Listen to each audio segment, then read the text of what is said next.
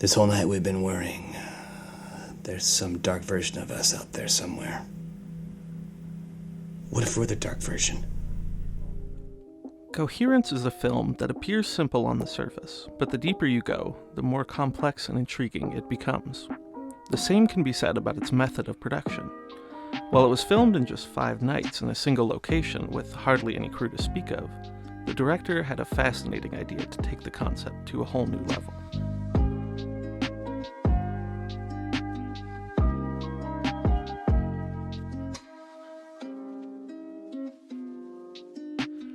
Coherence is a film that holds a special place in my heart.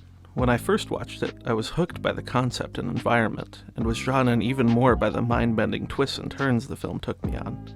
It reminds me of similar films of the same genre, such as Hidden and 10 Cloverfield Lane, which do a lot while being limited to a handful of characters and, for the most part, a single location. What sets Coherence apart for me, however, was that the characters felt real. It felt like any one of them could walk through my door and be a fully realized person. I'm not trying to knock either of the other 2 films, which I think have fantastic characters and writing, but there's something about their characters that feels so distinctly like they're in a movie. There's a very important reason that Coherence has this realistic feel, but before I go any further, I'd like to take a look at the background of Coherence's director, James Byrkit, as I feel it explains a lot in what brought about the film's unique style. Byrkit grew up in Flagstaff, Arizona, and studied as an illustration major at Northern Arizona University, where he began putting together films with friends in his free time. After his time at Northern Arizona University, he got his MFA in theater at the California Institute of the Arts, where he met Hugo Armstrong, who would play Hugh, and Alex Manoogian, who would go on to help create the story for Coherence and play Amir. He then pursued storyboarding and worked closely alongside Gore Verbinski on projects such as the first 3 Pirates of the Caribbean movies and Rango. When seeking to bring about his own creative vision, he was turned down in the typical Hollywood channels and decided to see what he could do independently with a much more experimental approach.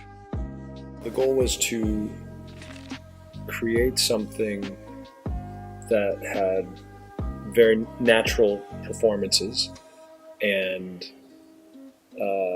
flexibility of shooting, and so the experiment became, what would happen if we got rid of the script and got rid of the crew. Here's what Byrkit had to say about their process. Each day, instead of getting a script, I'd give the actors individual notes. I'd email the actors a page or a half page that'd give them a bit of backstory and their motivation for that night. They'd arrive primed with their own character, what they wanted, and what they had to say. The trick of it is, none of the actors had any idea what the others had been given or what would be occurring throughout each night, so their reactions and interplay were completely natural. In a way, it almost feels like a murder mystery dinner. There are some guidelines, but each character has a given role that they play without knowing the whole story. Byrkit describes the process as a funhouse. We thought of it like a fun house, basically. When you go into a fun house, you go in, there's only one door in each room and one door out, but you can do whatever you want in the room. But the fun house itself is going to lead you on a very predetermined path.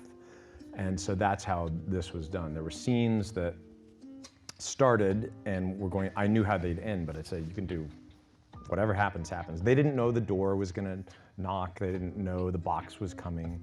They had no idea what the ping pong paddle was. They really had no idea what was in the box at all.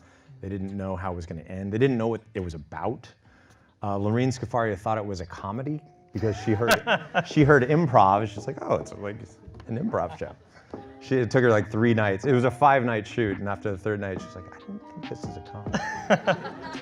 It's estimated that about 5% of the film was actually planned, while the other 95% was largely improvised.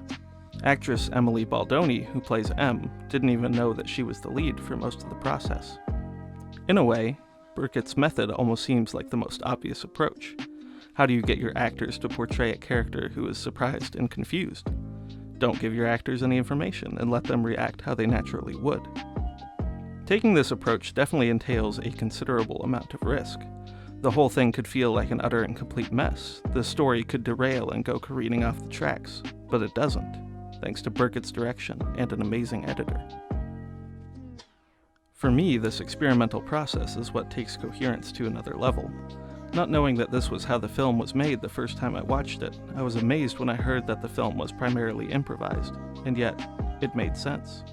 The whole time I was watching the film, I felt like I was there with the characters, discovering these things alongside them. And that's what sets Coherence apart in my mind. While the elements of the film might be supernatural, the characters within the story feel grounded and real. And that's what makes you feel like these characters really exist, even beyond the final frame. Hey guys, thanks so much for watching. If you like what you saw and you want to see more of it, feel free to subscribe. It's been a joy putting this together, and I look forward to doing more projects like this in the future. Thanks.